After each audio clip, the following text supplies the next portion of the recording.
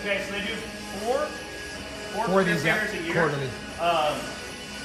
Companies come to the school to find people to go work for them.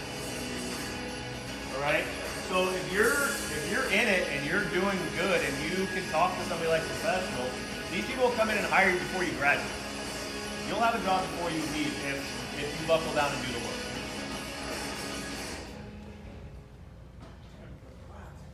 So, I mean, like I said, it's not some easy program you just get to sit and float through. It's 8 hours a day. I mean, you are there. Why would we make our class 8 hours a day? There's two really good reasons for it. What do you think? Huh?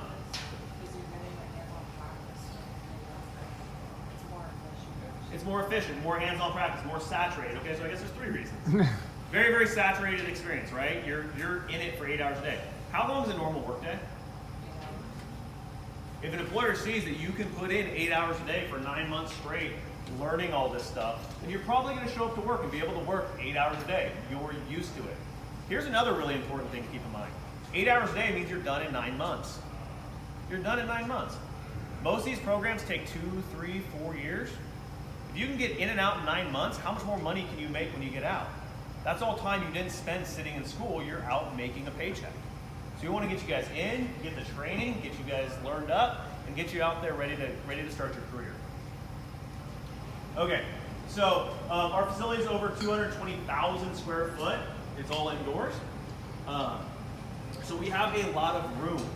220,000 square feet is a ton of space for 650 students. That's by design, okay?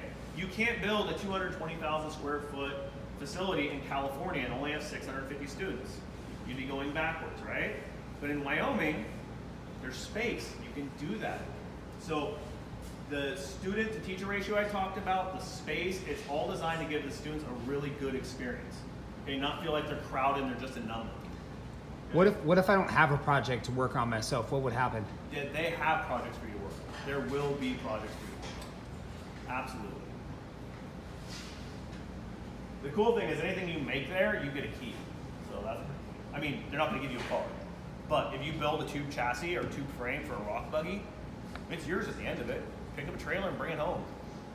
So here's how it works, okay? So you have a 6-month choice to make. Automotive technology, collision repair and refinishing, or diesel technology. So do you want to work on semi-trucks? Do you want to work on cars? Or do you want to do the paint side of things? Repair broken and damaged cars or custom paint for lowriders and hot rods, okay? You take one of those 3 core classes and then you choose from our 3-month specialty program.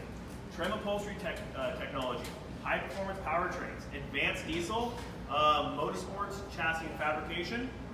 There is one more on there that I'm not seeing for some reason, is the business management. Street rod as well. Oh, street rod as well, you're right, street rod. If you want to own your own business, or you want to maybe someday be a service manager and run a shop, the business management one is amazing. Here's the cool thing. If you choose business management, you get an associate's degree. You take the 6-month course, the 3-month business management one, which is going to be spent in a classroom and on field trips. Okay, I'm not going to lie to you and say you're going to be doing all hands-on for business management. You're going to learn the ins and outs of OSHA requirements, hiring and firing, how to balance your profit and loss, how to order stuff, how to run a shop. But if you take that 3-month course plus a 6-month core program, you finish up with an associate's degree. If you told your parents you're going to get in and out with an associate's degree in 9 months, I think they'd be pretty stoked. Okay? And it doesn't stop there. At the end of 9 months, if you took one of our core programs and one of our specialty programs, and you said, you know what, I really actually want to take another specialty program, add it on. Stay for another 9 months. You're there for a year. So how many people in here kind of want to own their own business? Are thinking they want to be their own boss? Okay, I'm going to throw this out there to you guys because this is not like our most popular program, but this makes the most sense to me. The trim and upholstery technology, we'll see that in a couple slides. You need a sewing machine and a steam gun. You could literally do an upholstery shop out of your garage and own your own business. And there's not a lot of people doing it. I mean, you could have people mail you their seats, you recover them and mail it back to them and charge them whatever the heck you want because there's not a lot of people doing it. And you could have your own business out of your garage if you really wanted to. So there's one of the cars they're working on there. I'm not gonna lie, I'm more of the modern car kind of a guy. I like the newer stuff, but hard to not love that. So collision refinishing is gonna be if you want to go to work in a body shop, if you want to fix dented, dinged, damaged, broken stuff, and make it look new again. So there's a 6-month core program, collision refinishing, and then you can pick one of the 3-month specialty programs. And one of them is the chassis fabrication, where you're going to learn how to weld and literally make a frame from the ground up. One of them could be is it street rod, where you learn custom painting. So I've talked to a lot of body shops where the guys, they know how to lay down a color, they can paint a car. They can't do flames, they can't do pinstripes, they can't do any of that really cool stuff. And that's what you would learn in that particular program. So if that's something you wanted to get into, again, huge demand for it. You guys have any questions so far? Who's welded before?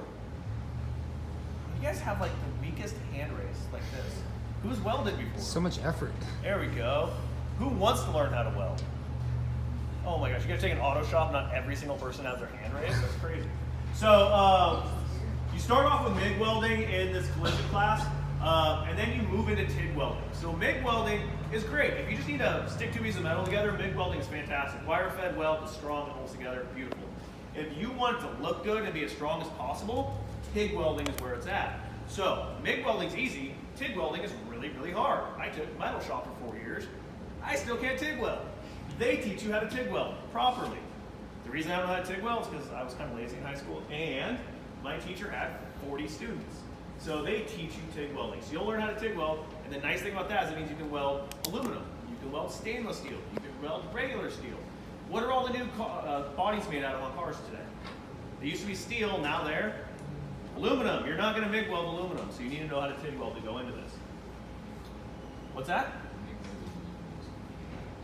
It's not technically MIG welding, it's wire-fed TIG welding. Yeah, it's a spool gun. It's not really MIG welding, it's a little different. Yeah. It's kind of the same, but different. But you're not going to TIG weld spool gun body panels back together because it'll warp the metal. Where TIG welding, you have such fine control, you can lay it in there and get it right where it needs to be. Anyway, so this is the collision class, and you can see a lot of welding. They teach a lot of welding. Now, if you've welded a whole bunch, right? If you've laid a bunch of beads and you know how to MIG weld, and you go in there and you show them you're confident in that, they'll move you right on to TIG welding as soon as you've demonstrated that you know what you're doing, which is the really unique thing about Wyotech. If you show us you know what you're doing, you can move on to something else. You don't have to wait for the rest of the class. Yeah? So for these functioning tests, if you don't pass them after a certain amount of times, is there any like consequences? Like for You'll pass them because the teacher will help you pass them. so no matter if you keep on failing over and over again, they'll just keep on working for you until you pass. I couldn't hear it. If you fail the comps, Yep. they'll work with you to make sure you get through. Yep, one-on-one. They'll actually send you like free tutoring. You'll stay after class. They'll just keep working with you. We're not gonna let you slip through the cracks. Period. End of story. Yeah. Like I said, with an 85% graduation rate, people aren't failing. People are choosing they can't. I was just asking you because some like different programs and stuff, like specifically in nursing, think about if you fail it 3 times, they kick you off. Yeah. It's like something where they want you to know, you need to know. Yeah. They don't take you much time. Well, we don't expect you to be a master right out of the gate. Like I said, we have students that literally don't know which end of a screwdriver is. I mean, they don't know how to set a torque wrench. So we're taking students that do not know much, but they're passionate about cars and they're coachable. They want to learn, and we're training them. We're helping them learn, right? And then we have students that are rock stars at that field. They're advanced. They know what they're doing, and they're going to move on. Okay. At the end of the day, the goal is that everybody has a good experience. Everybody gets a good education. Okay. I mean, I was in a class the other day, and students were trading papers to cheat and like get their homework done, which is great. You get the grade and you move on, but you don't actually know the material. That's not what we're about. People are there because they want to learn, and they're there and they're going to learn because you can't fake it until you make it here.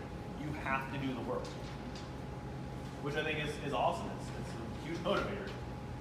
Again, collision, they teach you everything, the ins and outs of cutting out panels and replacing body panels. There was a student there that his project car was a car he bought for $500. Somebody crashed, and he was fixing it up, and he was going to turn around and sell it. He was doing all the body work and paint. Would have been thousands of dollars worth of work. Car wasn't worth fixing at that point. But if you can do it for free and you can turn around and sell it, he was going to make some money off of it. Paint. In California, you have to use water-based paint. It is really hard to paint with water-based paint. The curing process, all that's really difficult. In Wyoming, we don't have to deal with that kind of stuff. We do teach the water-based paint because California is a huge market, but we also teach you the solvent-based paints and a lot of the other techniques. You're going to learn how to paint steel, aluminum, plastic, fiberglass. When I say plastic, it's kind of carbon fiber-ish. Because everything's going kind of carbon fiber at this point. The paint. We can't teach you how to paint unless we send you out there to paint. So you're going to paint a lot if you take this course. Okay? Like a lot. Because, you know, if you go out to try and paint something the first time, it's going to look bad. You're going to fail that the first time. You have to do it 100 times to get decent at it. Okay? I've heard 10,000 times before you're an expert at anything.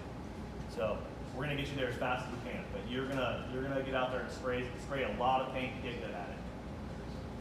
The automotive technology, this is the one that everybody thinks of when I talk about an automotive trade school.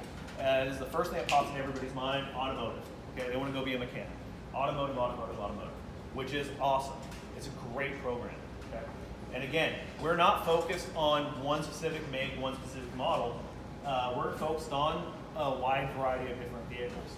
And they teach you everything from the ground up. So here's the engine management class. It's the first thing you kind of start with. It teaches you how an engine works. Okay? How do you diagnose and repair an engine?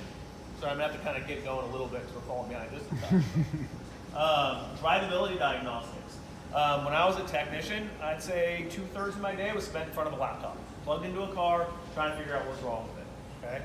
Everything now is based on the computers. How many computers does a modern car have? What do you guys think? Throw a number at me. He said thousands. Thousands, not thousands. Lines of code, yes. Millions. But no, modern car, I'd say probably 20 to 30 computers on board of that car. 20 to 30 computer modules, easy. Yeah, I mean, I looked at one from 10 years ago and like 12 popped up. I looked at one from this year and there was, I mean, you have a driver window computer module. Just for the driver window. The passenger seat heater computer module. So you have to know how to use a computer to work on these things. And we'll teach you that. Drivetrains, this is mostly transmissions and rear differentials. That'll get bumped into another section because we want to focus more on light-duty diesel. Diesel pickup trucks are huge. Heck, now you can get like a 4-cylinder diesel pickup. Like that is not a reality 5-6 years ago. The V6 and 4-cylinder, and then up to your F250, F350s, your 3/4 ton and 1 ton, those are considered light-duty diesels. Okay? We're going to teach you the light-duty diesel side because that is hugely in demand. Hugely in demand. The chassis is brakes, steering, suspension, alignments. If you can do an alignment, you can make a lot of money, honestly. Anti-lock brakes, traction control, and this is where we're going to drop in the transmissions, transfer cases, rear differentials. That's going to be incorporated in this. And the reason we're doing this and that we're moving it to this is because we listen to the industry. The industry says, hey, most of the time when a transmission goes bad, what do? Do we fix transmissions? You take it out and you put a new one in. That's what we do in the industry most of the time. Okay? They need one good guy that can rebuild the transmission in the back of the shop somewhere. So why spend as much time focusing on transmissions when the demand is diesels? So that's one nice thing about biotech is we listen to the industry and we can make changes on the fly. Because we're not trying to make a change for 20,000 students. When I was growing up, I had This is the diesel.